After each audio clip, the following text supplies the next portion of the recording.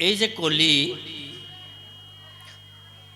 এই ব্ৰহ্মাৰ দেহত যত আছিল অধৰ্ম তেখম্পে আহিয়া ভৰিলে দুষ্ট কলি জন্ম এই কলি হল ব্ৰহ্মাৰ যুগপুত্ৰ ব্ৰহ্মাৰ যুগপুত্ৰ চাৰিজন সত্য তেতা দ্বাপৰ কলি এই কলি অধৰ্ম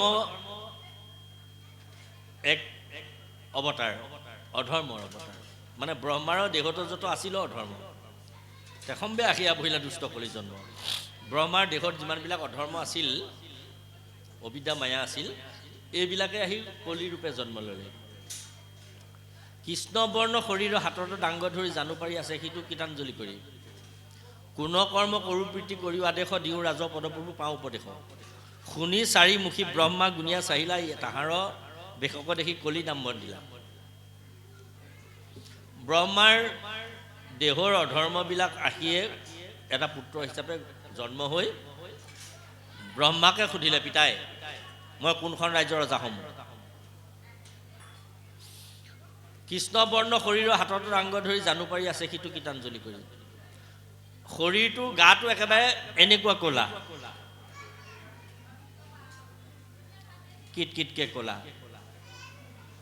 আৰু সুধিলে আঁঠুকাৰি লৈ জানু পাৰি মানে আঁঠুকাৰি মই কোনখন ৰাজ্যত ৰজা হ'ম বুলি লাঠিডাল জোকাৰি সুধিলে ব্ৰহ্মাই ভাবি চিন্তি ক'লে তই মোৰ অধৰ্ম পুত্ৰ জন্ম হ'লি আৰু ঠিক আছে পুত্ৰ এতিয়া সত্য যুগৰ গোটেই যুগ বৃত্তান্তটো ক'লে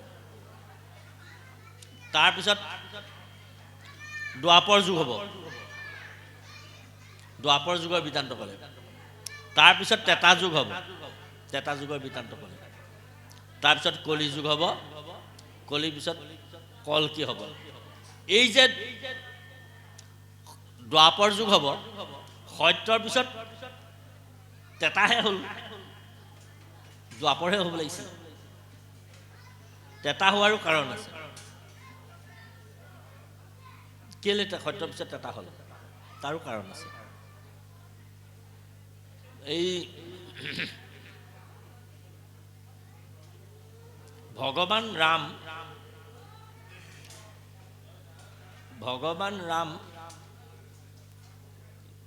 ভৰ দুপৰীয়া দিনত জন্ম হৈছিলে কৃষ্ণ সম্পূৰ্ণ বিপৰীত মধ্যম নিশা জন্ম হৈছিল ভগৱন্ত বিষ্ণুৰ লগত ব্ৰহ্মা সমন্বিতে শিৱ সমন্বিতে বশিষ্ঠই এদিন আলোচনা কৰি থাকোঁতে বশিষ্ঠই ঈশ্বৰৰ গুৰু হওঁ বুলি ক'লে বিষ্ণুক বোলে হ'বা তেনেহ'লে মই চমুকে কৈছোঁ সাৰাংশটো কৈছোঁ বোলে কেতিয়া হ'বা বোলে তেতাত মই নিজে ৰাম হ'ম তুমি মোৰ গুৰু হ'বা দিয়া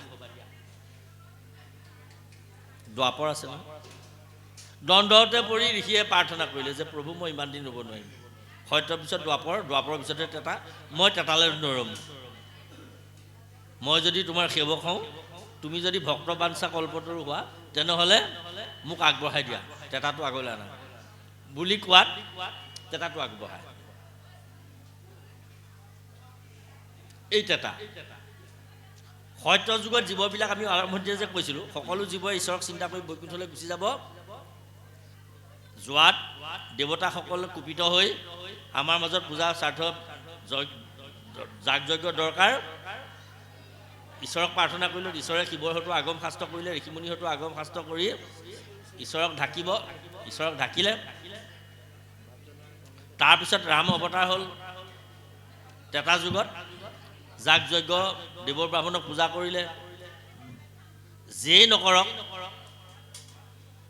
যুগাধিপতি ৰাম থাকিব যোগেশ্বৰ হিচাপে সেৱাৰ ফল তেওঁৰ চৰণত থাকিব দ্বাপৰ যুগতো তদ্ৰূপ যোগেশ্বৰ কৃষ্ণ থাকিব যেই যিহাকে নকৰক কিয় সকলো সেৱাৰ ফল যোগেশ্বৰ কৃষ্ণৰ চৰণত লাগিব প্ৰমাণ এই যে ৰাজকীয় যজ্ঞত মুখ্য পূজা ভাগটো কাক দিব লাগিব? শিশুপালক সেইকাৰণে কাটিবলগীয়া হ'ল। মুখ্য পূজাটো কাক দিব এতিয়া? ধলি খলি লাগিল। কৃষ্ণকে সুধিলেগৈ যুধিষ্ঠিৰে গৈ, বোলে মোক কেলৈ সুধিছা? পূজা ভাগটো কাক দিব লাগে তোমালোকে জ্ঞানী এজনক সোধা। বোলে কোন জ্ঞানীক সুধিম? তোমালোকৰ ভাইয়ে সৰুটোকে সোধা। সহদেৱতকৈ জ্ঞানী এতিয়া এই ৰাজকীয় যজ্ঞত নাই, গতিকে সহদেৱক সোধা। সহদেৱক যুধিষ্ঠিৰে সুধিলে বোলে যজ্ঞৰ মুখ্য ভাগটো কাক দিম? মুখ্য পূজনীয় ভাগটো কাক দিম? এতিয়া সহদেৱে সিদ্ধান্ত কৰি অংক কৰি উত্তৰ উলিয়াই দিলে। কি উত্তৰ উলিয়ালে? গুণ সৰ্বত পূজ্যন্তে প্ৰীতিবংশু নিৰৰ্থক বাসুদেৱ নমস্যন্তে বসুদেৱ কানচিত। গুণ সকলোতে পূজনীয়, গুণ সৰ্বত পূজ্যন্তে প্ৰীতিবংশু নিৰৰ্থক। কোন বংশত জন্ম হৈছিলে অৰ্থ নাই।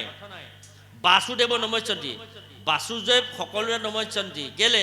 বাসুদেৱ সৰ্বমিতি, সকলোৱে হৃদয়তে যি বাস লৈ থাকিব পাৰে কাৰণে তেওঁ বাসুদেৱ।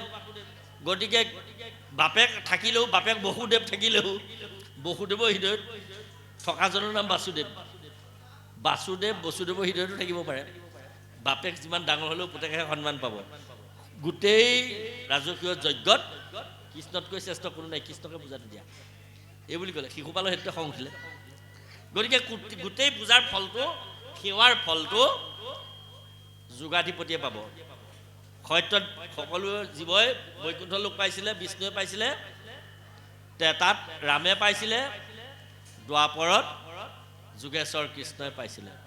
কৃষ্ণ যিদিনাই বৈকুণ্ঠলৈ যাব, সবে পূজা যজ্ঞ যত তুহুৰ কালত নাহি একো ফলতাত কৰে মানে যত একে মাধৱৰ নাম কীৰ্তনত বাজে আনু যত কৰ্ম কৰে পাইবি সামৰাজে অকলি।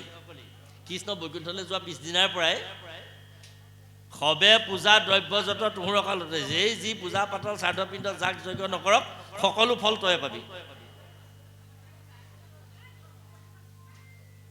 একে মাধৱৰ নাম কীৰ্তনত বাজে, একমাত্ৰ নাম কীৰ্তনৰ বাহিৰে আনু যত কৰ্ম কৰে পাবি সমৰাজে।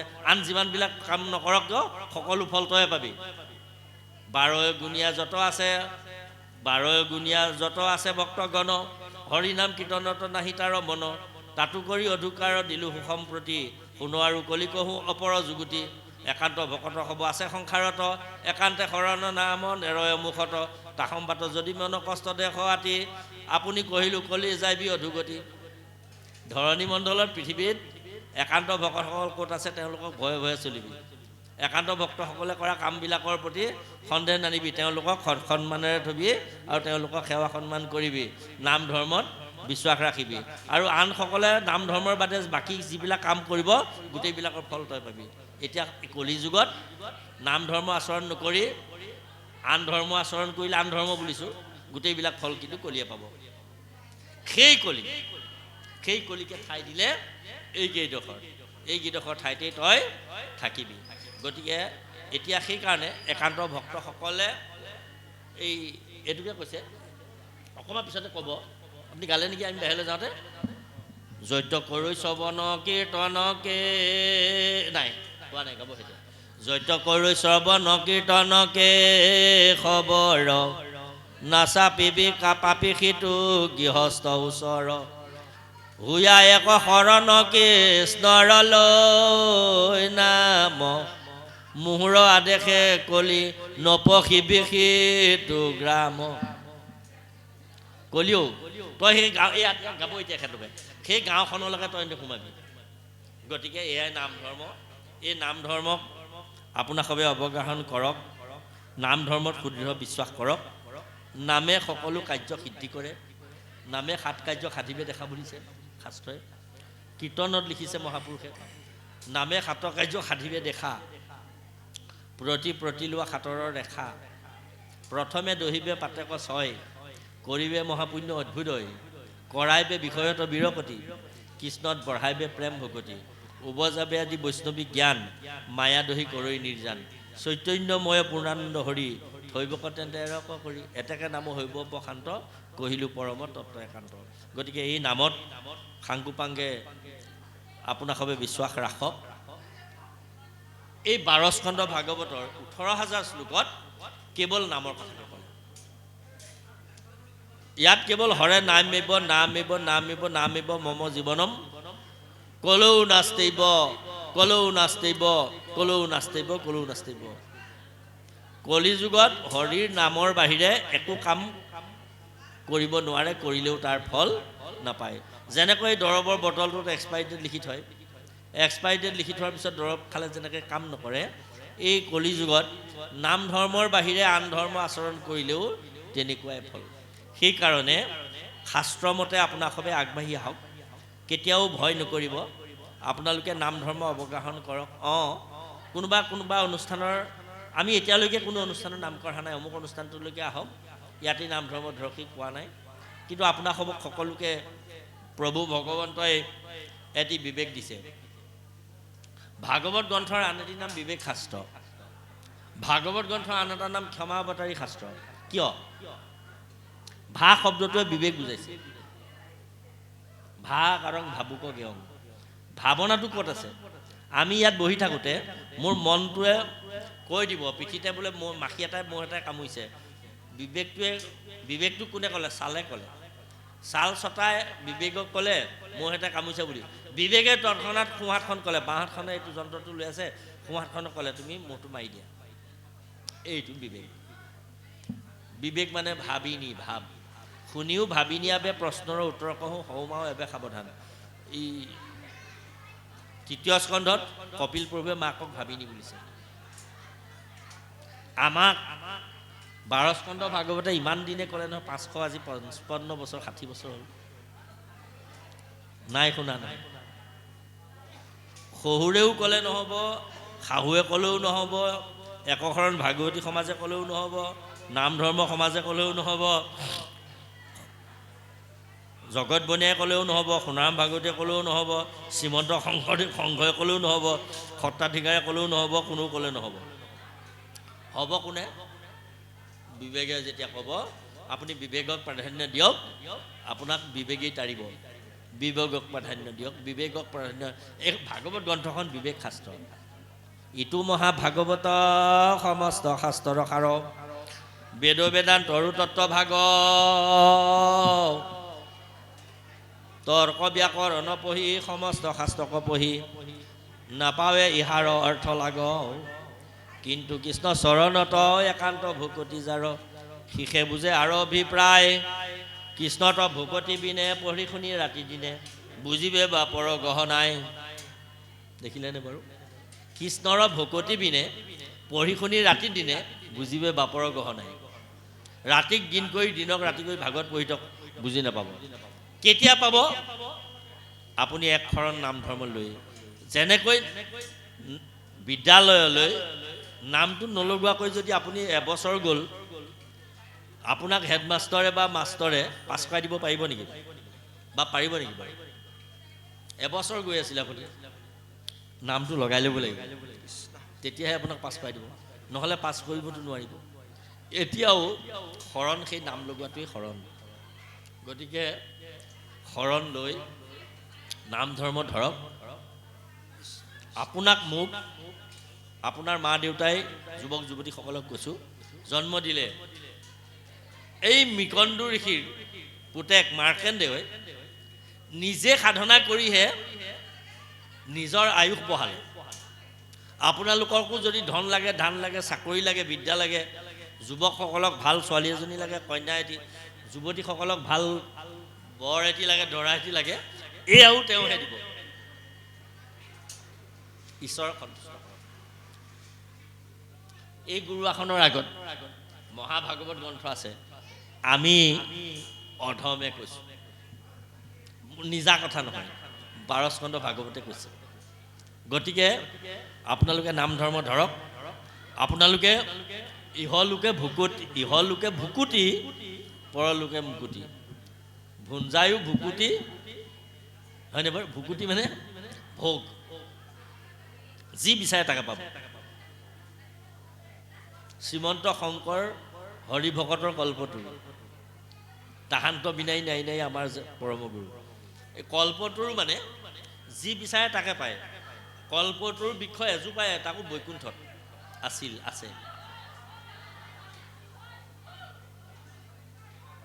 এই কল্পতৰু গছজোপাত যিহেকে বাঞ্ছা কৰে তাকে পায়। কল্পতৰু গছজোপাত যিহেকে বাঞ্ছা কৰে তাকে পায়। এই এদিন বাটৰুৱা এজন গৈছিলে, তেওঁ নাজানে এজোপা কল্পতৰুৰ বৃক্ষ বুলি। খুব ভোক লাগিছে, পিয়াহ লাগিছে, তেওঁ ভাবিলে আয়ৈ দেখি মই গছজোপা তলত বহিলোহি, এনেকুৱাতে যদি মোক কোনোবাই পানী অকণমান দিলেহেঁতেন, কিবা ফল মূল কেইটামান দিলেহেঁতেন, বৰ ভাল লাগিলেহেঁতেন। কথাটো ভাবি শেষ নহ'ল। সঁচাকৈয়ে এইফালে চাইছে ফল মূল থাল এখনত এঠাল, এনেকুৱা পাত্ৰ এটাত এপাত্ৰ পানীও খালে, ফল মূলো খালে। ভাবিছে আৰু অকণমান পিছতে যদি আৰু মই জলপান এদি পালোহেঁতেন, ভালকৈ কোমল চাউলৰ সৈতে অমুকটো যি ভাবিছিলে, অকণমান পিছত দেখিছে দেখোন জলপানৰ গুণ এটা আহিছে। এনেকৈ চালে, পালে, এয়া খালে। খাই লৈ এঘুমতি মাৰিলে, এইখিনিতে অকণমান টোপনি গ'ল। শুইতে ভাবিছে ভোক লাগিছিলে, এতিয়া অন্ন কেইটামান হোৱা হ'লে মোৰ ভালেই আছিলে। আৰু অন্ন ওলাল, অন্ন খালে। খাই লৈ ভাবিলে হাবিখন ওচৰতে আছে, মই সোনকালে ইয়াৰ পৰা যোৱাহে ভাল, নহ'লে বাঘ এটা আহি খাই পেলালে কি হ'ব। বাঘ এটাই খাই পেলালে। কল্পতৰুৰ বৃক্ষক যাকে বাঞ্ছা কৰে, যিহকে বাঞ্ছা কৰে তাকে পূৰ্ণ কৰে। গতিকে বেয়া কথা ভাবিব নালাগে, ভাল ভাবিলে সকলো পায়, বেয়াটো ভাবিলে সেই বেয়াও হ'ব। গতিকে তুমি ভক্ত কল্পতৰু বাহিৰে ভিতৰে গুৰু, তুমি বিনে নাহি মোৰো আৰু, মাধৱদেৱে নামঘোষাত লিখিছে, হয়নে? তুমি ভক্ত কল্পতৰু, কোন? ভগৱান। কল্পতৰু বৃক্ষ বুলি চিনি ধৰা শুদ্ধ জীৱ ভকতি ভাণ্ডাৰ, কৰিছে প্ৰকাশ কোটি যোজন অপাৰ, হয়নে বাৰু? গতিকে শেষত কৈছে যে কহয় মাধৱ মাই নিচিনিলে নাই, চিনি পালে সেই বস্তু হৃদয়তে পায়। গতিকে সেই কল্পতৰু বৃক্ষ এজোপাক শংকৰদেও নিজে কল্পতৰু হৈ আহি 12 স্কন্ধ ভাগৱত সংস্কৃতত আছিলে, বুজি নাপালোহেঁতেন, বুজি পোৱাকৈ মাতৃভাষাৰে আমাক তৰ্জমা কৰি দিলে বাপসকল আইসকল, আমি সৌভাগ্যৱান। গতিকে আপোনাক সবে নাম ধৰ্মৰ অৱগাহন কৰক। সময়লৈ লক্ষ্য ৰাখি সাধ্যানুসৰি আমি পৰিস্থিতি পৰিৱেশলৈ লক্ষ্য ৰাখি এইকেইষাৰি বাণীৰে আজি এই মহাভাগৱত ধৰ্ম সম্পৰ্কীয় প্ৰথম স্কন্ধ আৰু ভাগৱতৰ কেইটামানি বাণীৰে আমাৰ ক'বলগীয়া ব্যাখ্যা সম্পৰ্কীয় প্ৰবচন আমি সামৰণি মাৰিব বিচাৰিছোঁ। ভাগৱত এনে মহাভাগ, কৈ থাকিলে কোনো অন্ত পৰিয়াব নোৱাৰে। সহস্ৰমুখী অনন্তৰে সহস্ৰমুখেৰে অন্ত কৰিব নোৱাৰি পৰা যাক এই ক্ষীৰসাগৰত সহস্ৰমুখী অনন্তই সাধনা কৰি আছিলে, এনেকৈ সাধনা কৰি আছে। উদ্দেশ্য এটা আছিলে, মোৰ 1000খন মুখ, 1000 মুখেৰে মই নাম জপ কৰোঁ, কিমান নাম ওলাই মই কিমান দিন পাৰোঁ চাওঁ, নাম নেৰোঁ। সহস্ৰ বছৰ পাৰ হ'ল, টিপচী চৰাই এটাই আহি আগতে পৰি অনন্তৰ আগত পানী পেলাই দিবলৈ ল'লে। অনন্তই ধ্যান ভংগ কৰি চকমককৈ চাই ক'লে, ঐ টিপচী, তই মোক চিনি পোৱা নাই, তই মোৰ ধ্যান ভংগ কৰিছ, তোক মই ভস্ম কৰিম। বোলে প্ৰভু মোক ভস্ম নকৰিবচোন, ৰ'ব মই কামটো কৰি লওঁ। বোলে কি কাম কৰ? বোলে সাগৰখন সিঁচি লওঁ। কেনেকৈ?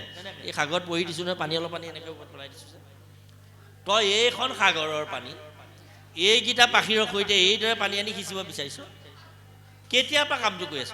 বোলে আপুনি যেতিয়াৰ পৰা বহি আছে। বোলে আপুনি, বোলে ময়ো বহি আছোঁ এইকাৰণে ইমান দিনৰ পৰা প্ৰভুৰ সহস্ৰ নাম জপ কৰি শেষ কৰিব পাৰিম বুলি। তেনেহ'লে আপোনাৰ শেষ হৈছে নেকি? বোলে নাই হোৱা। হয়, মই মহা ভুল কৰিলোঁ, মোৰ ভুল হ'ল। প্ৰভুৰ নাম মই সহস্ৰমুখী অনন্তই শেষ কৰিম বুলি ভাবিছিলোঁ, নোৱাৰোঁ।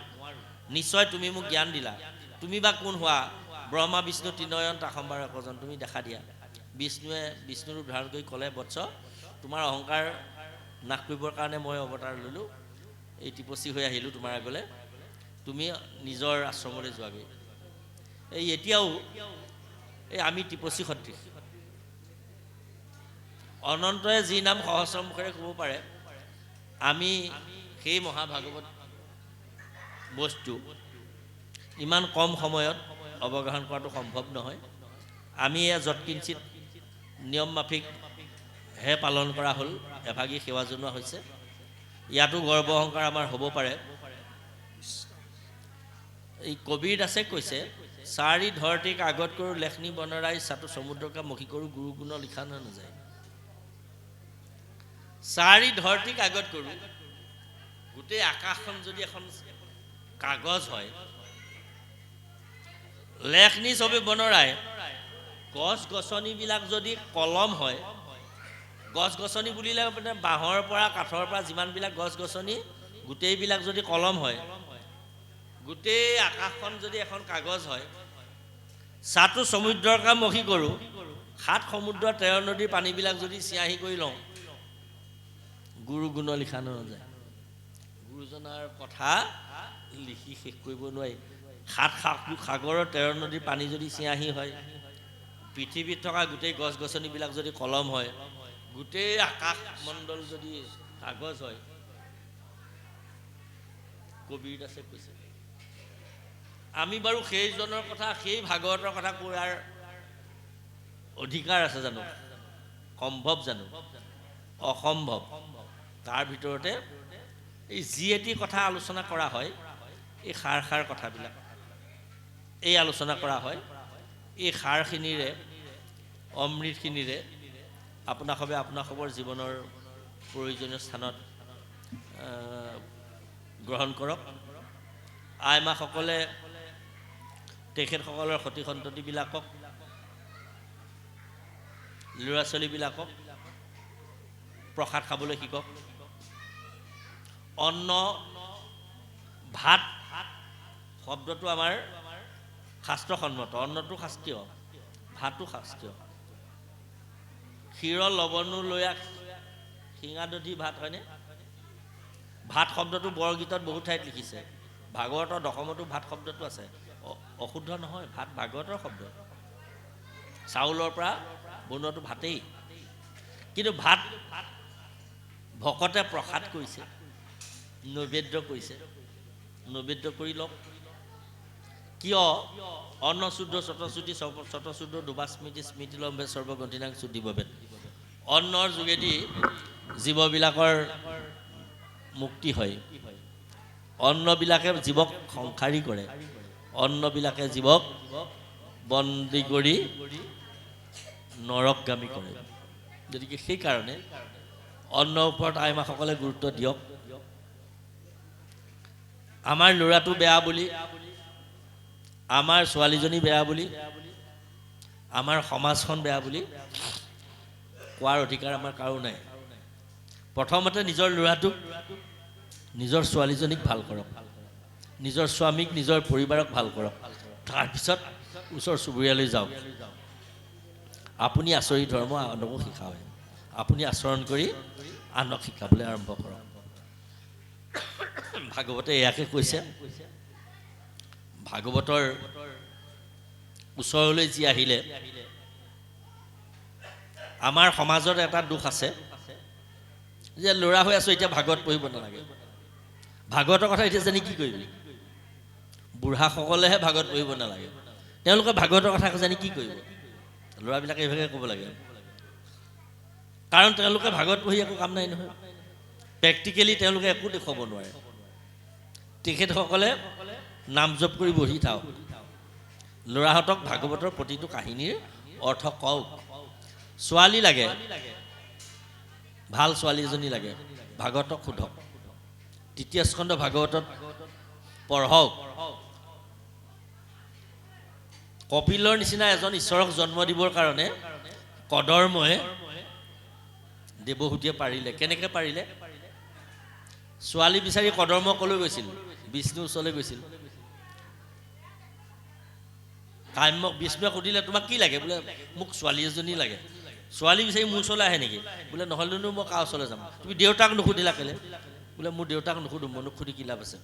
তেনেহ'লে মোৰ দেউতাক নুসুধো, মই তোমাৰ ওচৰলৈ আহিছোঁ। কেনেকুৱা ছোৱালী লাগেনো? বিষ্ণুৱে সুধিলে কদৰ্ম ঋষি।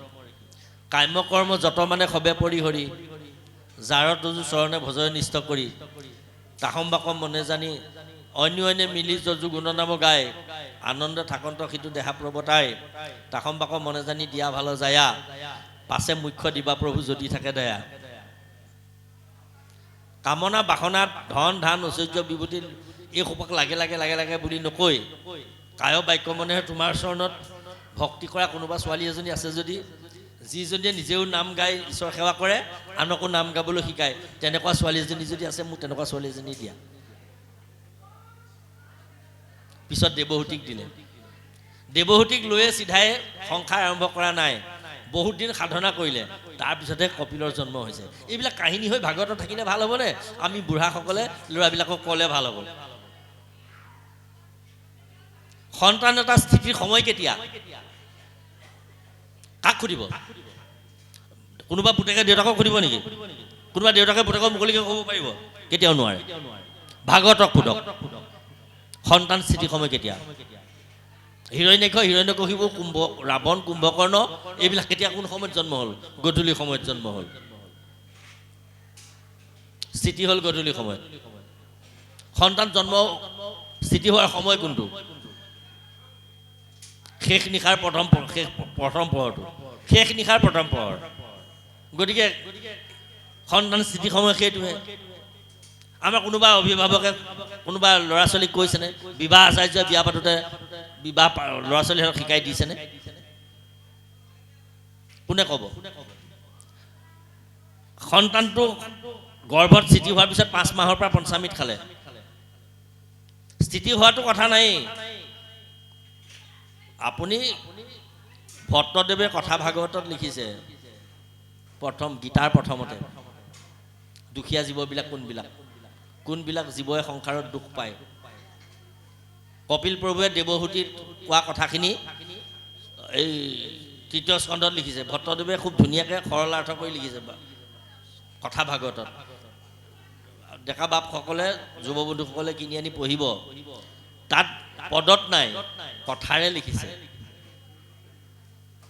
স্থিতি সময়টো কথা লিখিছে আৰু সন্তানৰ দুখ তাতে আৰম্ভ হৈ যায় 5 মাহত পঞ্চামৃত খোৱালে 6 মাহত ষষ্ঠামৃত সপ্তমমৃত নৱমমৃত খুৱাই নেকি অষ্টমমৃত খুৱাই নেকি নোখোৱাই নহয় আমাৰ জ্বলা টেঙা খাৰ তিতা কেঁহা চব খুৱাই দিছে কি খাব লাগে কি নাখাব লাগে কি পিন্ধিব লাগে মাকে কি পিন্ধিব নালাগে বস্ত্ৰ কেনেকুৱা পিন্ধিব লাগে তাকো শাস্ত্ৰত লিখা আছে আমি আৰু ল'ৰা ছোৱালীবিলাকক গালি পাৰি কিবা লাভ আছে তই এনেকুৱা হলি তই তেনেকুৱা হলি ল'ৰা ছোৱালীবিলাকে উভতি মাক দেউতাককহে গালি পাৰিব লাগে আমাক কেনেকৈ জন্ম দিব লাগে তোমালোকে নাজানিলা সেইটোহে উদ্দেশ্য অৰ্থ সেইটোহে হ'ব লাগে এতিয়া